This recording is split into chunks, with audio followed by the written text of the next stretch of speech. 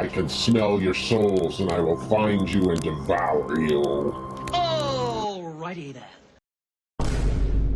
Greetings, friends, and welcome back to the festive 3-minute horror show. My name is Ben, your host, and I love horror movies. In fact, I watch the bad movies so that you don't have to. You're welcome. Today I'll be reviewing the movie Yule Log from 2023. In this Polonia Brothers Entertainment production, a group of 3 gentlemen rent a cottage that's just outside of Amityville for a week. This movie was written and directed by Mark Polonia. And it's been a while since we've done a Polonia Brothers movie, so let me remind you that when we do a Polonia movie, we give 2 scores. One for Poloniacs, big fans of his work, like me, and one for normal folk, like you. You might also think that I'm bagging on this movie as I go through the review. Trust me though, I'm not. I live for this stuff. Yes. Yule Log is streaming here in Canada on Filmzy and Tubi. After a nice Polonia lore dump, and seriously, the best Polonia movies start with a lore dump, we open on what appears to have been a car crash. Jamie Morgan is laying on the ground with fiery ash blowing all around her, but don't worry, it's just a camera filter. She is lured into the woods by a witch's spell. Next we meet the 3 amigos, Tim Hatch as Roy, Jeff Kirkendall as Charles, and Michael Korostich as Earl, and I did not recognize Tim Hatch without his mustache at all. Earl recently lost his wife to cancer, and his 2 pals want to get him out of the house, so they rent a cottage for the week. So far, everyone we've seen is a Polonia movie veteran. The men stop at the general store near the cottage so that Charles can poo. I have to go to the bathroom. Piss in the woods. No, number 2. And the shopkeeper lets them know that the woods are dangerous at this time of year, during the Night of the Mothers. We've done a deep dive on frequent Polonia contributor Jeff Kirkendall in my previous video review of Sharkula, but we really haven't looked all that closely at the other frequent stars of Mark Polonia's movies. Yule Log also features Tim Hatch and Jamie Morgan, who are also very frequent collaborators. Unfortunately, though, there doesn't seem to be all that much readily available information on them. I know that Jamie Morgan is also a professional wrestler, but that's all I could find out. If you're a Poloniaverse cast member, please reach out to me on Facebook or through the channel. I would love to have you on the show. The trio of men arrive at the cabin, and it looks nice.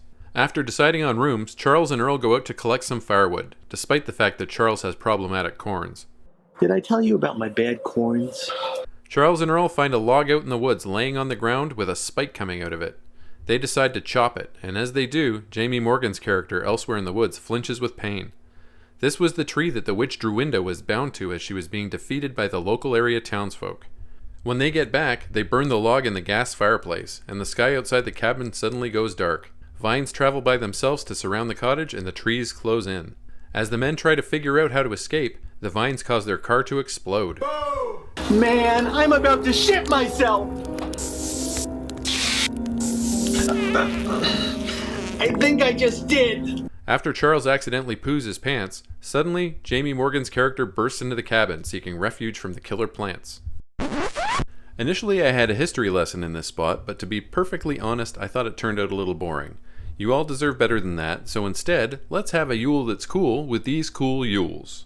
This cool Yule is your standard Yule log. A portion of the log is burned each night over the 12 days of Christmas, and the belief is that doing so will bring protection against household threats. There are variations of this tradition all across Europe. This cool Yule is the other kind of Yule log, the yummy kind. This cool Yule is Yul Brynner. He played the King in The King and I, and a badass renegade robot cowboy in the original Westworld movie. This cool Yule is Yul Kwan from Survivor. He won his season, and as a result, I won 150 smackers in an office survivor pool. This cool Yule is Pierre Elliott Trudeau Airport in Montreal, Quebec, designated YUL. I have flown into and out of there, and it is very nice and clean. This isn't a cool Yule, but it is in fact a cool Zool, and that's pretty close, so I don't blame you for being confused.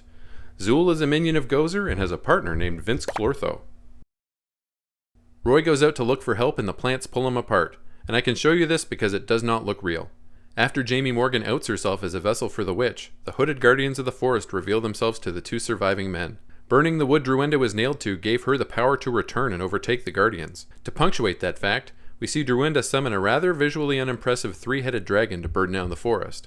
And that doesn't seem like a good plan in retrospect, since both witches and dragons appear to be weak to fire. I will be the first to admit that the first time that I reviewed this movie on Letterboxd, I made mistakes. Yule Log was the very first Mark Polonia movie I had ever seen, and to the uninitiated, this movie is kind of a gong show. It's wild, and many of you will probably feel the same way I did. The truth is, though, once you've been exposed to the Poloniaverse, to its characters, and to its tropes, this movie has almost everything that you could ever want, short of a cameo by the man himself. So, under my special Polonia Brothers Entertainment rating system, I rate Yule Log a 2 out of 10 for normal people, and an 8 out of 10 for Poloniacs. As always, a link to my letterboxd appears in the video's description. Please leave me a like, comment, and subscribe, as it really does boost my engagement and helps my channel grow. Smell you later, nerds! By the way, there's a little tip jar in there. Wouldn't hurt.